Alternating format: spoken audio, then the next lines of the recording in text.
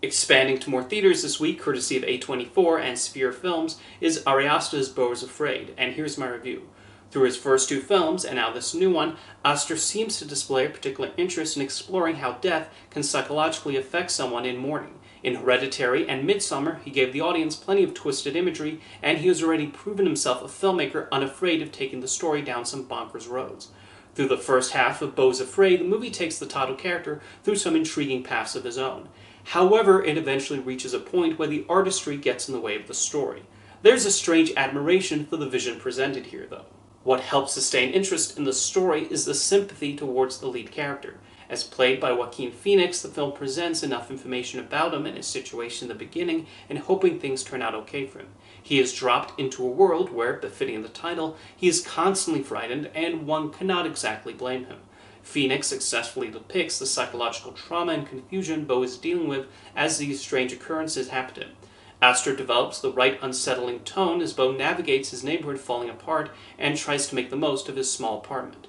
When he winds up under the care of a friendly couple, those sequences further show his unease. Nathan Lane and Amy Ryan find the right note to play those characters, with Lane especially doing well in the sort of character most not accustomed to seeing him in. However, it's also an example of what always makes him a reliable actor.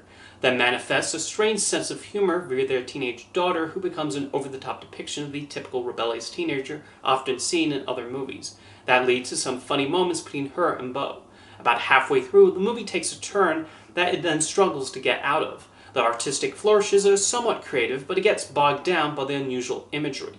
His previous films showed Aster having a fondness for letting shots and scenes linger. It could be argued this is meant to contribute to the audience's unease with what they're watching, but that can lead to one feeling a little restless. The third act of Beau is Afraid features a lot of those scenes, although a wild performance from Patti LuPone keeps one somewhat engaged. The movie just gets to be a bit much to take in at times, including a moment that will surely lead to walkouts. Beau is Afraid is certainly an ambitious piece of work, and Ari Aster did make the movie he clearly set out to make. At 3 hours, the weirdness of it all does start to wear out its welcome after a while, but the story is intriguing enough through a good chunk of it. It's an episodic film, and some episodes are more compelling than others, especially the section at Nathan Lane and Amy Ryan's house. Aster is able to create an entirely original world, all from his wild imagination, and it's always good that filmmakers like this exist, even if you have trouble gelling with their visions.